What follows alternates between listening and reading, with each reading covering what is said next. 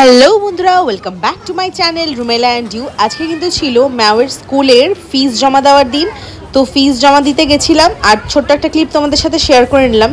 আর ম্যাওকে school থেকে আনতে যাওয়ার আগে কিন্তু নিয়ে এসেছিলাম আমি আর ম্যাওয়ের পাপা কিছু মাছ, কারণ মাসি আসার কথা, মানে সুরজিতের মাসি আসার কথা। আর মাসি তো মাংস টাংস খুব একটা খায় না, খুব একটা কি মাসি মাংস টাংস খায়ই না, তাই জন্য সুরজিৎ কিন্তু বিভিন্ন রকম মাছ নিয়ে এসছে মাসির জন্য।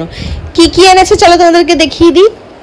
গলদা চিংড়ি, নীলছে নীলছে মতন যে চিংড়িগুলো হয় না, মোটা মোটা বড় বড় সাইজের, সেগুলো। মাসির প্রিয় মাছ সিলভার কাপগুলো দেখে এত লোভ লাগছিল। তারপরে হচ্ছে দেখো মাছের তেল কিন্তু বেশ অনেকটাই কোয়ান্টিটি ছিল। তোমাদেরকে হাতে নিয়ে একটুখানি দেখাচ্ছি যে কত বড়, কত বড় তোমাদেরকে দেখাচ্ছি।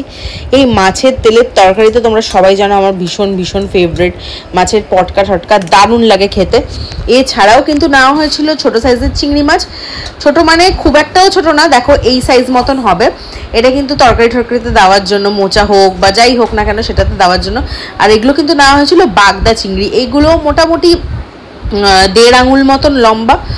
তো এই মাছগুলো আনা হয়েছিল। তো এত ভালো লাগে জানো তো মাছের বাজারে যেতে। আর সুরজিৎ সবসময় আমাকে বলে, না তোমাকে মাছের বাজারে নিয়ে যাবো না। তো যাই হোক, মানে কারণ আমি একটুখানি ভ্যারাইটি রকম মাছ কিনে স্টোর থাকবে, এক একদিনে একটা বার করে খাওয়া হবে, তেমন হলে ভীষণ ভালো লাগে আমার।